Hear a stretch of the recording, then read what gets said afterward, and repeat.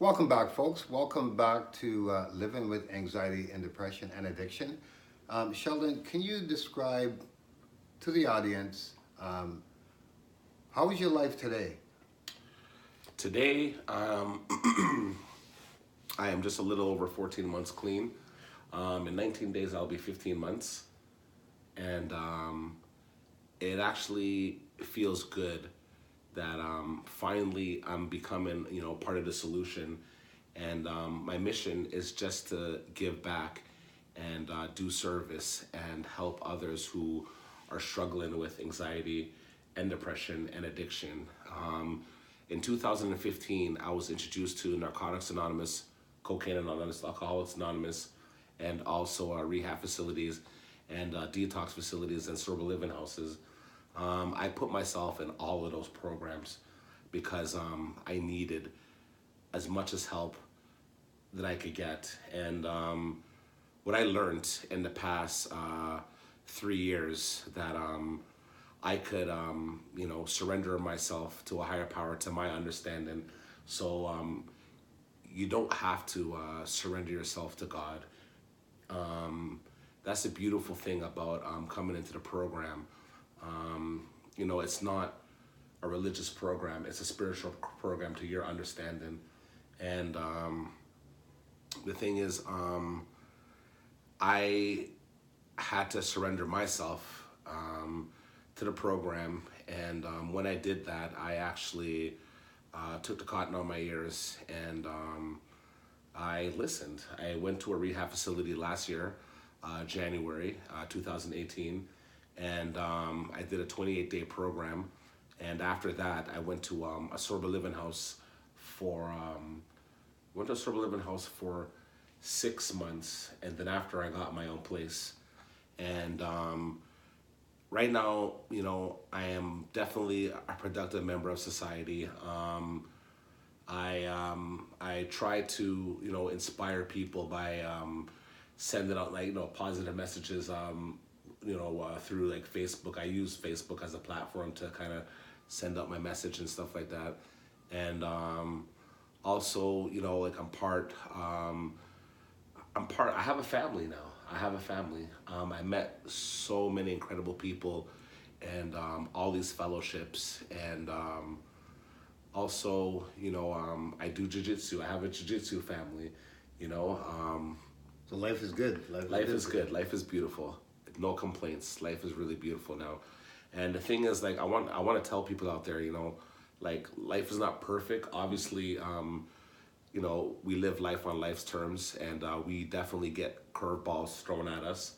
But the tools that I actually got from the program, helps me when I get thrown those curveballs. And when I first came into the program, I thought I was alone. But as the weeks and months and years went by, I realized I wasn't alone. And for me, I don't want to go back down that road again. I did 90 meetings in 90 days twice. It's suggested to do that just so you could get close to other recovering addicts and who could be helpful to you along your journey. And right now, I'm planning on going back to school in May this year to George Brown College to take an academic upgrading course. So the beautiful thing about being clean is that you have that opportunity now to build all the bridges. For me, to build all the bridges that I burnt. And that's the beautiful thing about being a program. Like, you get back your life, you get back your dignity. Like, I can hold my head up now and be proud. Like, I feel comfortable in my skin. And it's not going to be easy, because the reason why it's not going to be easy is because I learned that we are always going to have that demon inside of us. And that demon wants you dead, and that demon is your addiction. Because I learned that our minds can play tricks on us, and if you don't get these tools that are given to you in the program, you're not going to be able to, I guess, defend yourself from your own mind, Yeah, it's funny you say that because there's a slogan there's a thing that I say too, that addiction wants you dead ultimately. Yes. But addiction will accept you drunk or high on drugs. Yes. I yes. say that sometimes. It's true. Like for me, Lloyd, my favorite slogan is keep coming back. It works if you work it. I picked up 20 white key tags in Narcotics Anonymous, and I also picked up chips in AA, and Alcoholics Anonymous, and also Cocaine Anonymous. And I kept on coming back, and I started meeting people who showed me that the program works. They gave me hope, and that's what I ran with. And right now, I feel good. I feel good. Yeah, I feel good. and you mentioned slogans. One of my favorite slogans in the rooms are "Remember when," because as for myself and my active addiction, I always revert back to "Remember when." Right. And remember when I was using, and remember when I was alone, and remember when is a great slogan, and I like that one there too. Yeah. So thank you, Sheldon, for being with us today. Another thing before we go, folks, Sheldon, I want to just ask you, what can you offer, or what word of advice can you offer to someone out there who might be listening and watching, and what advice can you give to somebody else that was in your shoe? Well, I would like to tell them that, I definitely feel you.